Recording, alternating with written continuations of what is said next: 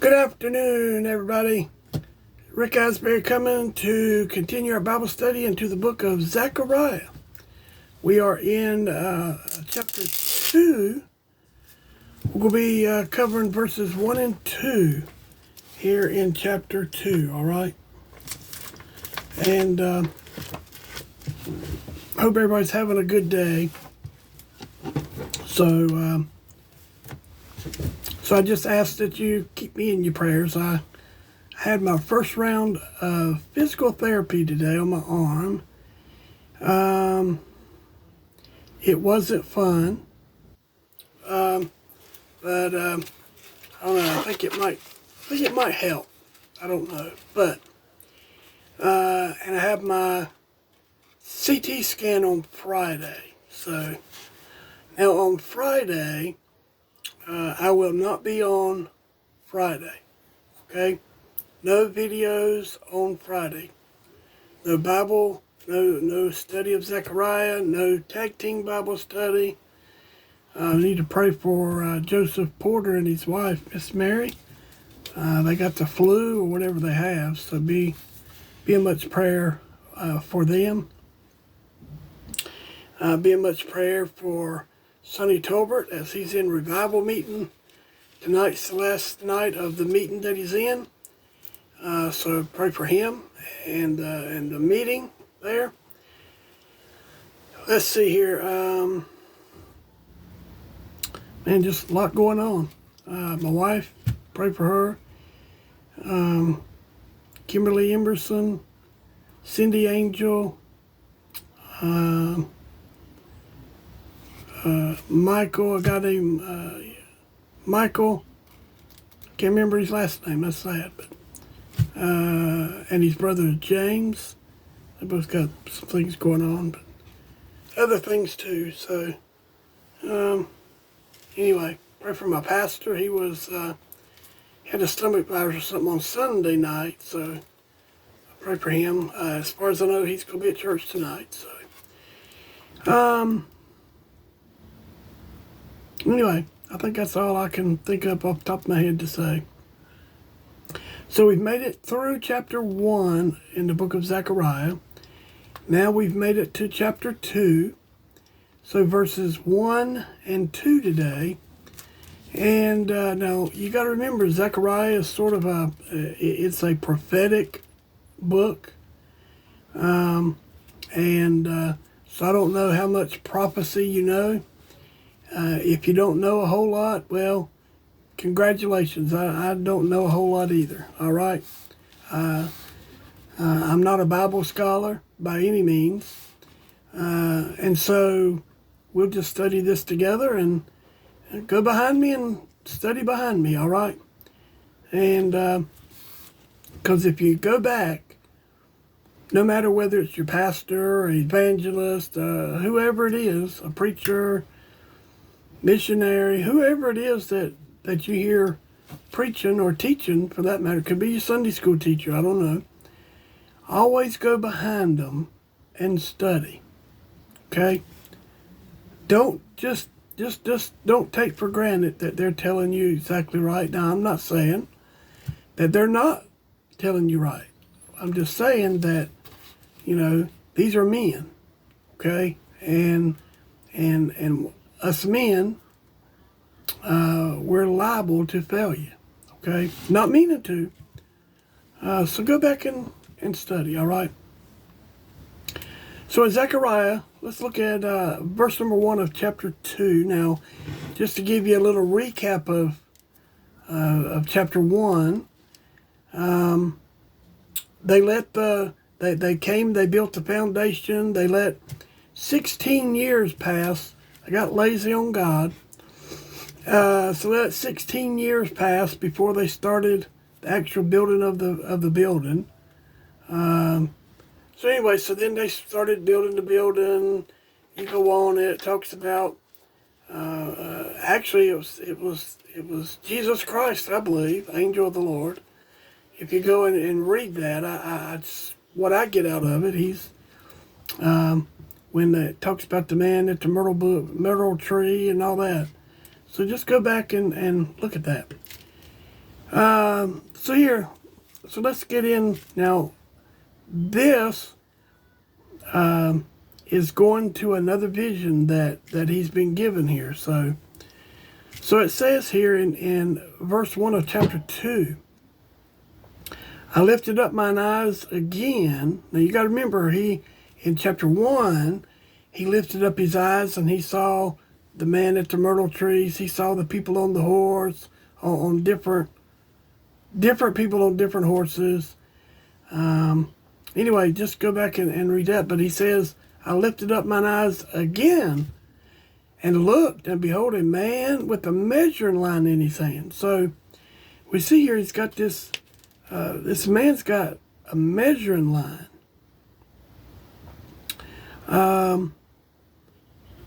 So the third vision is that of the man with the measuring line. The restoration and rebuilding of Jerusalem is symbolized here. So you got to remember, this is not, well, we'll get to it in a minute. I don't want to get ahead of myself.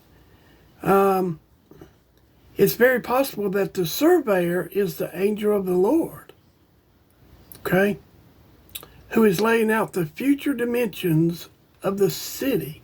Now, this is the holy city, and we'll get into the measurements in this next verse. But back in verse 11 of chapter 1, and they answered the angel of the Lord that stood among the myrtle trees, and said, we have walked to and fro through the earth, and behold, all the earth sitteth still and is at rest.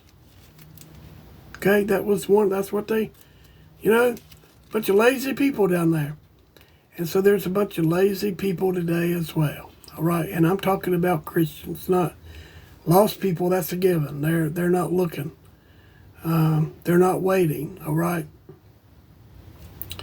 And then in Zechariah chapter 6, verse 12, and speak unto him, saying, thus speaketh the Lord of hosts, saying, behold, the man whose name is the branch, and he shall grow up out of his place, and he shall build the temple of the Lord. Okay. How about Ezekiel chapter 40, verse 2 and 3, in the visions of God, brought he me into the land of Israel, and set me upon a very high mountain, by which was as the frame of a city on the south. And he brought me thither, and behold, there was a man, whose appearance was like the appearance of brass, with a line of flax in his hand, and a measuring reed, and he stood in the gate. So what about that? Sounds like the same person to me, don't it? So this restoration of Jerusalem after the return from Babylon is only a foretaste of the future messianic kingdom. For the language of the vision cannot be fulfilled historically, right? It's a future. It's in the future, right? And guess what? The only way you'll be able to see that city is if you're saved, right? That's the only way you'll get to enjoy that city. His scope extends beyond the time of Zechariah to the rule of the Messiah on earth. How about that? So we know that's a very future time from Zechariah. It's getting close to be revealed in our time. How about that? So we see its message is that the future Jerusalem will overspread its boundaries, and that God will be its protector. You know what? When we get to heaven and we see this sight, I can't take it in now. My eyes, the Bible, 2 Corinthians chapter 2, verse 9, I think. I can't remember, but eye hath not seen, nor ear heard, neither have entered into the heart of man what God has prepared for us, right? Jeremiah chapter 31, verse 39, and the measuring line shall yet go forth over against it upon the hill Garb, and shall come compass about to Goth.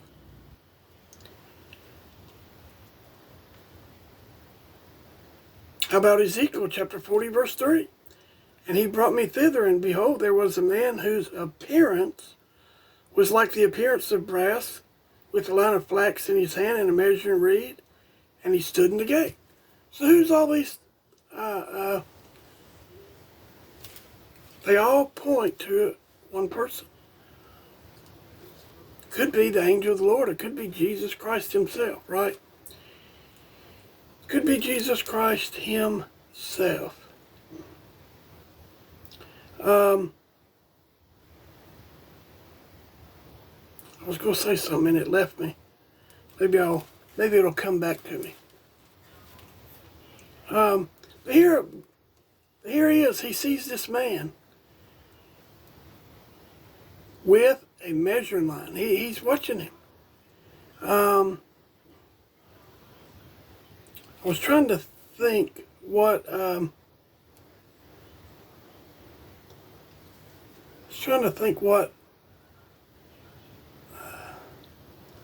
this measuring.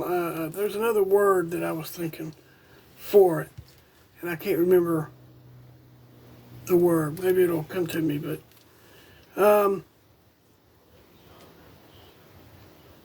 so think about a future time, and I don't know when this is going to be,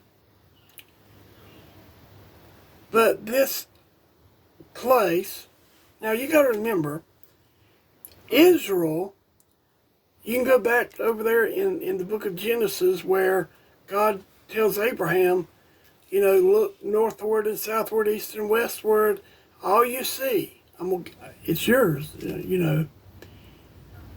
And so over time, Israel has given away the land to try to keep peace, right? And so now it's just a small sliver. It's not very big at all over there now. Okay? So it's probably about the size of, it's just probably Rhode Island or somewhere like that. It's not very big. Not like it's supposed to be. And so in the end, the Israeli people, the Jews, the Hebrews, they're going to get their land back. Okay? It'll be all the land that the Lord promised Abraham. It'll be all of it. And trust me, that's a great expanse, okay, of land. All right, so then we get into verse 2. Then said I, whither goest thou? Where are you going? That's what he's saying. Where are you going? And he said unto me, to measure Jerusalem, to see what is the breadth thereof, and what is the length thereof. Okay? So he's asking, whither goest thou? As it showed great freedom and boldness in the prophet to put such a question to the man with the measuring reed, it was great condescension in him to return him an answer, right? He didn't say it's none of your business. He could have said, mind your own business. This don't have nothing to do with you. Maybe he could have said that. But that's not what he did. Look what he said. And he said unto me, to measure Jerusalem. He's going to measure the city. All right, now, I'm going to give you a picture. I want you to get a picture in your head about this, all right? Hey, Preacher Porter, praying for you. Hope you and Miss Mary's getting better.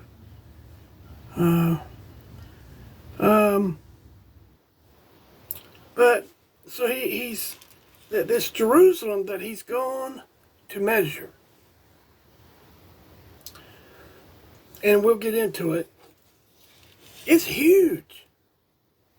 Okay, and we'll leave you in a little bit of suspense. I'll tell you in a minute. not literally understood, which was not yet completely built, right? Jerusalem at this time wasn't, I mean, the walls hadn't been built back, the temple hadn't been built, the foundation of the temple had been laid, and then it got lazy for 16 years. So this is really not literally understood, okay? Because it's not built yet. But it's to put a picture in his mind of what this is going to look like. I can't take it in. I just can't take it in how big it's going to be. Just now got sound. Did you you had to turn your thing upside down and all that, right? And I told the people, no tag team Bible study this week and no Friday video for me, okay? And you've already said no videos at all this week, so there's no way I could do a video on Friday. I'm leaving early, and I probably won't get back, and it'll just be, I mean, it's gonna be super late, but anyway. That's where I got a CAT scan, but they're doing it it's weird. I've never done this before, so they're doing it one at one time and another one at another time. So I don't know all that, but how that goes out. But anywho, all right. Anyway, this Jerusalem. So it's not a literal kind of thing right now. He's giving him a picture. But the gospel church, as it's called, look in Hebrews chapter 12, verse 22, but ye are coming to Mount Zion, and unto the city of the living God, the heavenly Jerusalem, and to an innumerable company of angels. What about that? A lot of angels. We can't count them, okay? So that's what he's talking about. And this measuring of it denotes the conformity of it to the rule of God's word, a profession of the true doctrines of it, and an observance of the ordinances of it. So you got to think this city, just the city, okay? Just the city is huge. We'll get into that in a minute. I don't even know what it's called. He wanted me to do an MRI, and so since I have a pacemaker, I can't do an MRI. So I don't know. Anyway, I've had CAT scans before on my heart, and I know what that's like. Okay. So we see as delivered in it, an agreement of the walk, life, and conversation of its members. You know what? When you get up there, you won't have the conversation like you had down here. I think it's good. I mean, I don't know how we're going to communicate. I don't know what language we'll speak. I have no idea. Okay? I don't know how old we're going to be, right? You know, everybody says, well, you're going to get up there, and I've heard some people, you're going to be the same age that you were when you died. And you'll stay that age forever, for the rest, forever. Then I've heard some people, now you'll go back and you'll be a young person and whatever. And you know what? It doesn't matter. It really doesn't matter how old, how we're going to look. We're going to have a new body. What about that? A glorified body. No pain, none of that. And trust me, I've got pain today.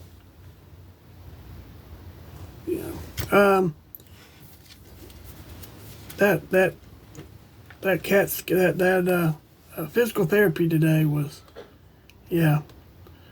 So he goes on to see what is the breadth thereof and what is the length thereof. Well, the length of the New Jerusalem is as large as the breadth. Its length, breadth, and height are equal. Revelation chapter 21, verse 16. And the city lieth foursquare, and the length is as large as the breadth. And he measured the city with the reed 12,000 furlongs. The length and the breadth and the height of it are equal. So you want to know what 12,000 furlongs is? I'll tell you. It's 1,500 miles. Okay? 1,500 miles. Okay, so take that. It's 1,500 miles east, 1,500 miles west, 1,500 miles north. It's foursquare. It's the same, no matter how you put it. Now, I don't know. It says it would be 1,500 miles straight up. So I don't know if that means there's a cap on it and you can't go no higher than that. I don't know what that means. Because I look at heaven and I think about you can go anywhere. Okay? So it's going to be something. Yeah, that's right, Preacher Porter. You don't know that, though. We might be the same size that when we die. I know one thing. Whatever we eat up there, it'll be fat-free, cholesterol-free, calorie-free. It'll be all... down here, if you get something that's all of those, it's usually not pretty good. It's usually not any good. Calorie-free, no carbs, and all this stuff. 1,500 miles. Think about this now.